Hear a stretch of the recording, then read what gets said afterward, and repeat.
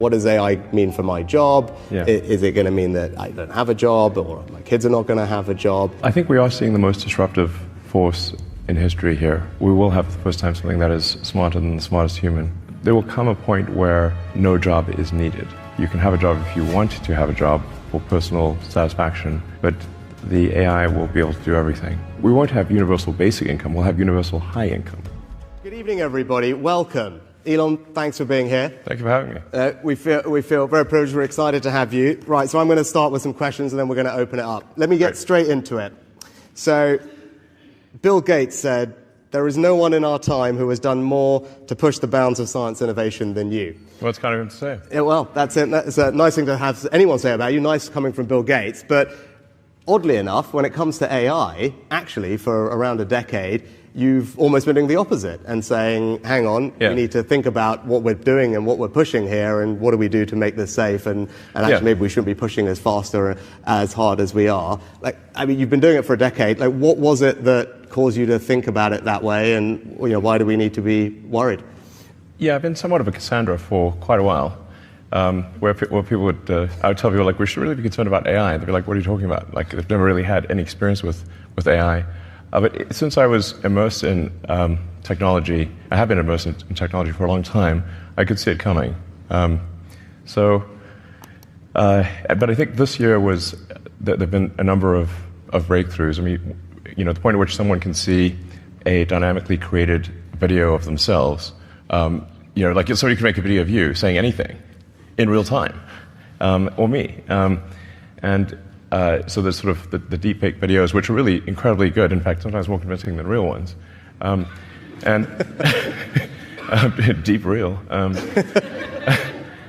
then obviously things like ChatGPT were quite remarkable. Now I saw GPT-1, GPT-2, GPT-3, GPT-4, the whole sort of lead up to that. So it was easy for me to kind of see where it's going. If you just sort of extrapolate the points on a curve and assume that trend will continue, then we will have profound artificial intelligence, and obviously at a level that far exceeds human intelligence.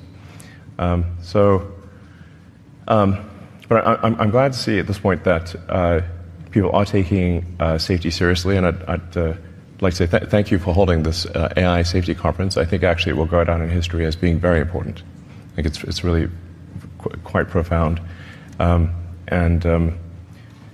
And I do think overall that the potential is there for artificial intelligence, AI, to have most likely a positive effect, and to create a future of abundance where there is no scarcity of goods and services.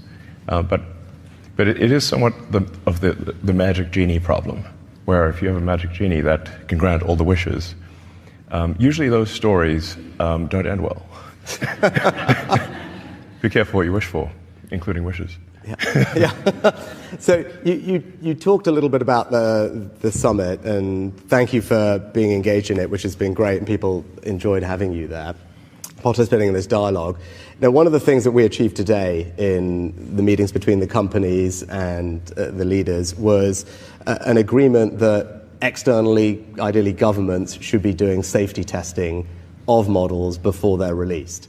Yeah. I think this is something that you've spoken about a little bit. It was something we worked really hard on because my job in government is to say, hang on, there is a potential risk here, not a definite risk, but a potential risk of something that could be bad. Yeah. My job is to protect the country. Yes. And we can only do that if we develop the capability we need in our safety institute and then go in and make sure we can test the models before they are released. Delighted that happened today, but what's your view on what we should be doing, right? You've talked about the potential risk, right? Again, we don't know, but what are the types of things governments like ours should be doing to manage and mitigate against those risks? Well, I generally think that it is good for government to play a role when the public safety is at risk. So, really for the vast majority of software, the public safety is not at risk. I mean, if the app crashes on your phone or your laptop, it's not a massive catastrophe. But when you're talking about digital superintelligence, I think, which does pose a risk to the public, then there is a role for government to play to safeguard the interests of the public.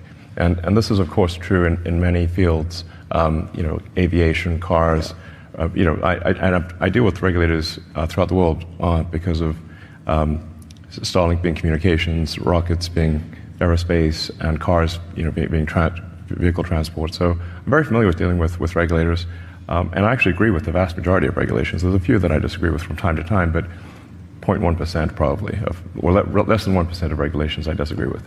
So, and there is some concern from people in Silicon Valley who've never dealt with regulators before, and they think that this is going to just crush innovation and slow them down and be annoying. But and it will be annoying. It's true. They're not wrong about that. But I think we've learned over the years that having a referee is a good thing. And if you look at any sports game, there's always a referee. And nobody's suggesting, I think, to have a sports game without one. And I think that's the right way to think about this, is for government to be a referee to make sure the sportsmanlike conduct and that the public safety is is addressed, that we care about the public safety. Because I think there might be at times too much optimism about technology, and I say that as a technologist. I mean, so I ought to know. And like I said, on balance, I think that the AI will be a force for good, most likely, but the probability of it going bad is not 0%. Yeah. So we just need to mitigate the downside potential. And then how, you talk about referee, and that's what we're trying to create. Demis right there. Yeah, well, there we go. I mean, and we talked about this, and Demis and I discussed this a long time ago. I'm literally facing right at him. And actually, Demis, to his credit and the credit of people in the industry, did say that to us. Yeah. I think, Demis said it's not right that Demis and his colleagues are marking their own homework, right? There needs to be someone independent, and that's why we've developed the Safety Institute here. I mean, do you think governments can develop the expertise? One of the things we need to do is say, hang on, Demis, Sam, all the others have got a lot of very smart people doing this. Governments need to quickly tool up capability-wise, personnel-wise, which is what we're doing. I mean, do you think it is possible for governments to do that fast enough, given how quickly the technology is developing, or what do we need to do to make sure we do it quick enough? No, I think it's good. It's a great point you're making. The pace of AI is faster than any technology I've seen in history by far, and it seems to be growing in capability by at least 5-fold, perhaps 10-fold per year. It'll certainly grow by an order of magnitude next year. Yeah. So and government isn't used to moving at that speed. But I think even if there are not firm regulations, even if there isn't an enforcement capability, simply having insight and being able to highlight concerns to the public will be very powerful. So even if that's all that's accomplished, I think that will be very good. Okay. Yeah. Well, hopefully we can do better than that. Hopefully, yeah. No, but that's helpful. Actually, we were talking before. It was striking. You're someone who spent their life in technology, living Moore's law, and what was interesting over the last couple of days, talking to everyone who's doing the development of this, and I think you'd concur with this, is just the pace of advancement here is unlike anything all of you have seen in your careers in technology. Is that fair? Because you've got these kind of compounding effects from the hardware and the data and the personnel. Yeah. The two, currently the two leading centers for AI development are the San Francisco Bay Area and the sort of London area. And there are many other places where it's being done, but those are the two leading areas. So I think if the United States and the UK and China are sort of aligned on safety, that's all going to be a good thing, because that's where the leadership is generally. I mean, it's interesting. You mentioned China there. So I took a decision to invite China to Summit over the last couple of days, and it was not an easy decision. A lot of people criticized me for it. My view was, if you're going to try and have serious conversation, you need to. But what were your thoughts? You do business all around the world. You just talked about it there. Yeah. Should we be engaging with them? Can we trust them? Is that the right thing to have done? If China is not on board with AI safety, it's somewhat of a moot situation. The single biggest objection that I get to any kind of AI regulation or sort of safety controls are, well, China's not going to do it, and therefore they will just jump into the lead and exceed us all. But but actually China is willing to participate in AI safety, and thank you for inviting them. And they, I think we should thank China for attending.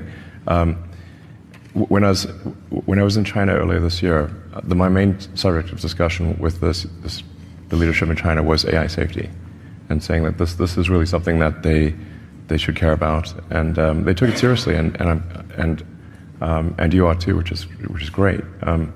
And having them here, I think, was essential. Really, if they're not participants, it's pointless. It's pointless. Yeah, no, and I think we were pleased. I think they were engaged yesterday in the discussions, and actually ended up signing the same communique that everyone else did. That's great. Which is a good start, right? And as I said, we need everyone to approach this in a similar way if we're going to have, I think, a realistic chance of resolving it. I was going to you talked about innovation earlier and regulation being annoying. There was a good debate today we had about open source. And I think you've kind of been a proponent of algorithmic transparency and making some of the X algorithms public. And I think we were talking about Jeffrey Hinton on the way in. Yeah. He's been very concerned about open source models being used by bad actors. You've got a group of people who say they are critical to innovation happening in that distributed way. Look, it's a trick. There's probably no perfect answer, and there's a tricky balance. What are your thoughts on how we should approach this open source question, or where should we be targeting whatever regulatory or monitoring that we're going to do? Well, the open source algorithms and data tend to lag the closed source by 6 to 12 months. But given the rate of improvement, that there's actually therefore quite a big difference between the closed source and the open. If things are improving by a factor of, let's say, 5 or more, then being a year behind you're 5 times worse. So it's a pretty big difference, and that might be actually an okay situation. But it certainly will get to the point where you've got open source AI that can do. That will start to approach human-level intelligence, or perhaps exceed it. I don't know quite what to do about it. I think it's somewhat inevitable that there will be some amount of open source, and I guess I would have a slight bias towards open source, because at least you can see what's going on, whereas closed source, you don't know what's going on. Now, it should be said with AI that even if it's open source, do you actually know what's going on? Because if you've got a gigantic data file and sort of billions of data points or weights and parameters, you can't just read it and see what it's going to do. It's a gigantic file of inscrutable numbers. You can test it when you run it. You can test it. You can run a bunch of tests to see what it's going to do, but it's probabilistic as opposed to deterministic. It's not like traditional programming where you've got very discrete logic, and the outcome is very predictable, and you can read each line and see what each line's going to do. A neural net is just a whole bunch of probabilities. It sort of ends up being a giant comma-separated value file. It's like, our digital god is a CSV file? Really? Okay. But that is kind of what it is. Yeah. No, that point you've just made is one that we have been talking about a lot, because, again, conversations with the people who are developing the technology make the point that you've just made. It is not like normal software where there's predictability about inputs improving leading to this particular output improving. Yeah. And as the models iterate and improve, we don't quite know what's going to come out the other end. I think Demis would agree with that, which is why I think there is this bias for, look, we need to get in there while the training runs are being done, before the models are released, to understand what has this new iteration brought about in terms of capability, which it sounds like you would agree with. I was going to shift gears a little bit. You've talked a lot about human consciousness, human agency, which actually might strike people as strange, given that you are known for being such a brilliant innovator and technologist, but it's quite heartfelt when I hear you talk about it and the importance of maintaining that agency in technology and preserving human consciousness. Yeah. Now, that kind of links to the thing I was going to ask is, when I do interviews or talk to people out and about in this job about AI, the thing that comes up most actually is probably not so much the stuff we've been talking about, but jobs. It's what does AI mean for my job? Yeah. Is it going to mean that I don't have a job, or my kids are not going to have a job? Now, my answer as a policymaker, as a leader, is actually AI is already creating jobs, and you can see that in the companies that are starting. Also, the way it's being used is a little bit more as a co-pilot necessarily versus replacing the person. There's still human agency, but it's helping you do your job better, which is a good thing. And as we've seen with technological revolutions in the past, clearly there's change in the labor market, the amount of jobs. I was quoting an MIT study today that they did a couple of years ago. Something like 60% of the jobs at that moment didn't exist 40 years ago, so hard to predict. And my job is to create an incredible education system, whether it's at school, whether it's retraining people at any point in their career, because ultimately if we've got a skilled population, they'll be able to keep up with the pace of change and have a good life. But that it's still a concern. And what would your kind of observation be on AI and the impact on labor markets and people's jobs, and how they should feel about that as they think about this? Well, I think we are seeing the most disruptive force in history here. Where we have for the first time, we will have for the first time something that is smarter than the smartest human. And that, it's hard to say exactly what that moment is, but there will come a point where no job is needed. You can have a job if you want to have a job for sort of personal satisfaction, but the AI will be able to do everything. So I don't know if that makes people comfortable or uncomfortable. That's why I say if you wish for a magic genie, that gives you any wishes you want, and there's no limit. You don't have this three wish limit nonsense. You just have as many wishes as you want. So it's both good and bad. One of the challenges in the future will be, how do we find meaning in life? If you have a magic genie that can do everything you want. When there's new technology, it tends to usually follow an S-curve. In this case, we're going to be on the exponential portion of the S-curve for a long time. And you'll be able to ask for anything. It won't be, and we won't have universal basic income. We'll have universal high income. So in some sense, it'll be somewhat of a leveler or an equalizer, because really, I think everyone will have access to this magic genie, and you'll be able to ask any question. It'll certainly be good for education. It'll be the best tutor you could, and the most patient tutor. Sit there all day. But there will be no shortage of goods and services. It will be an age of abundance. I think I'd recommend people read Ian Banks. The Banks culture books are probably the best envisioning. In fact, not probably. They're definitely by far the best envisioning of an AI future. There's nothing even close. So I'd really recommend Banks. I'm a very big fan. All his books are good. There's not say which one. All of them. So that'll give you a sense of what is I guess a fairly utopian or protopian future with AI. Yeah. Which is good from as you said, it's a universal high income, which is a nice phrase, and it's good from a kind of materialistic sense, age of abundance. Actually, that it kind of then leads to the question that you posed, right? I'm someone who believes work gives you meaning, right? I talk a lot about that as I think work is a good thing. It gives people purpose in their lives, and if you then remove a large chunk of that, what does that mean, and where do you get that? Yeah. Where do you get that drive, that motivation, that purpose? I mean, you were talking about it. You work a lot of hours. I do. As I was mentioning when we were talking earlier, I have to somewhat engage in deliberate suspension of disbelief because if I'm putting so much blood, sweat, and tears into a work project and burning the 3 a.m. oil, then I'm like, wait, why am I doing this? I can just wait for the AI to do it.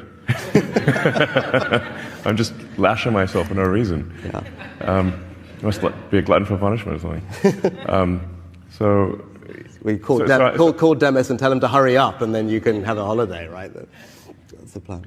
Yeah, no, it's a tricky thing, because I think part of our job is to make sure that we can navigate to that very, I think, largely positive place that you're describing, it is, I think, and help people through it between now and then, because these things bring a lot about change in the labor market, as we've seen. Yeah, I think it probably is generally a good thing, because there are a lot of jobs that are uncomfortable or dangerous or sort of tedious, and the computer will have no problem doing that. Be happy to do that all day long. So, it's fun to cook food, but it's not that fun to wash the dishes.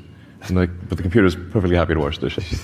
And I guess there is, we still have sports like where humans compete in like the Olympics, and obviously a machine can go faster than any human, but we still have humans race against each other, and have have these sports competitions against each other where even though the machines are better, they're still, I guess, competing to see who can be the best human at something. Yeah. And people do find fulfillment in that. Yeah. So I guess that's perhaps a good example of how even when machines are faster than us, stronger than us, we still find a way. We still enjoy competing against other humans to at least see who's the best human. Yeah. That's a good analogy. And we've been talking a lot about managing the risks. Just before we move on and finish on AI, is just talk a little bit about the opportunities. You're engaged in lots of different companies, Neuralink being an obvious one, which is doing some exciting stuff. You touched on the thing that I'm probably most excited about, which is in education. Yeah. And I think many people will have seen Sal Khan's video from earlier this year, his TED Talk about, as you talked about, it's like personal tutor. Yeah, personal tutor, an amazing personal tutor. An amazing personal tutor, and we know the difference in learning. Having that personalized tutor is incredible compared to classroom learning. So if you can have every child have a personal tutor specifically for them that then just evolves with them over time, that could be extraordinary. And so that, for me, I look at that, I think, gosh, that is within reach at this point, and that's one of the benefits I'm most excited about. Like when you look at the landscape of things that you see as possible, what is it that you are particularly excited about? I think certainly AI tutors are going to be amazing. Perhaps already are. I think there's also perhaps companionship, which may seem odd because how can the computer really be your friend? But if you have an AI that has memory, and remembers all of your interactions and has read you can say like give it permission to read everything you've ever done. So it really will know you better than anyone, perhaps even yourself. And where you can talk to it every day, and those conversations build upon each other, you will actually have a great friend. As long as that friend can stay your friend and not get turned off or something.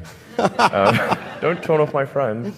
But I think that will actually be a real thing. And one of my sons is sort of has some learning disabilities and has trouble making friends actually. And I was like, well, an AI friend would actually be great for him. Oh, okay. That was a surprising answer, but that's actually worth reflecting on. That's really interesting. We're already seeing it actually as we deliver, psychotherapy anyway. Now doing far more by digitally and by telephone to people, and it's making a huge difference. And you can see a world in which actually, AI can provide that social benefit to people. Just a quick question on X, and then we should open it up to everybody. You made a change. Made many changes, but quite a few. One of the changes, which goes into the space that we have to operate in this balance between free speech and moderation is something we grapple with as politicians. Sure. You were grappling with your own version of that, and you moved away from a kind of manual human. Way of doing it, the moderation, to the community notes, and I think that's it was an interesting change, right? It's not what everyone else has done. It would be good, what was the reasoning behind that, and why do you think that is a better way to do that? Part of the problem is if you empower people as censors, then there's going to be some amount of bias they have, and then whoever appoints the censors is effectively in control of information. So then. The idea behind community notes is, how do we have a consensus-driven, so it's not really censoring it, but consensus-driven approach to truth. How do we make things the least amount untrue? Like you can say, one can't perhaps get to pure truth, but you can aspire to be more truthful. So the thing about community notes is it doesn't actually delete anything, it simply adds context. Now that context could be, this thing is untrue for the following reasons. But importantly with community notes, everything is open source actually, so you can see the software, every line of the software, you can see all of the data that went into a community note, and you can independently create that community note. So if you see manipulation of the data, you can actually highlight that and say, well, there appears to be some gaming of the system, and you can suggest improvements. So it's maximum transparency. Combined with a kind of wisdom of the crowds and transparency to get to a better answer, isn't it? And really one of the key elements of community notes is that in order for a note to be shown, people who have historically disagreed must agree. Okay. And there is a bit of AI usage here. So we'll populate a parameter space around each contributor to community notes, and then a parameter space. So everyone's got basically these vectors associated with them. So it's not as simple as right or left. It's saying it's several hundred vectors that because things are more complicated than simply right or left. And then we'll do sort of inverse correlation. Say like, okay, these people generally disagree, but they agree about this note.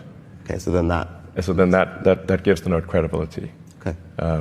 Yeah, that's the core of it, and it's working quite well. Yeah. I've yet to see a note actually be present for more than a few hours that is incorrect. So the batting average is extremely good. And when I ask people say, oh, they're worried about community notes sort of being disinformation, I like, send me one, and then they can't. So I think it's quite good. I mean, the general aspiration is with the X platform is to inform and entertain the public. And to be as accurate as possible and as truthful as possible, even if someone doesn't like the truth. People don't always like the truth. No. Not always. But that's the aspiration. And I think if we stay true to the truth, then I think we'll find that people use the system to learn what is going on and to learn. I think actually truth pays. So I think it'll be what I mean, assuming you don't want to engage in self-delusion, then I think it's the smart move. It's been a huge privilege and pleasure to have you here. Well, thank you very much for having me. Visit our site, EnglishSpeechChannel.com, for exclusive access to video transcripts, offline audio, English lessons, and private classes. Don't forget to explore our free and new ebooks. Also, subscribe to our weekly newsletter for the latest updates. Links in the description below. Thanks for your support.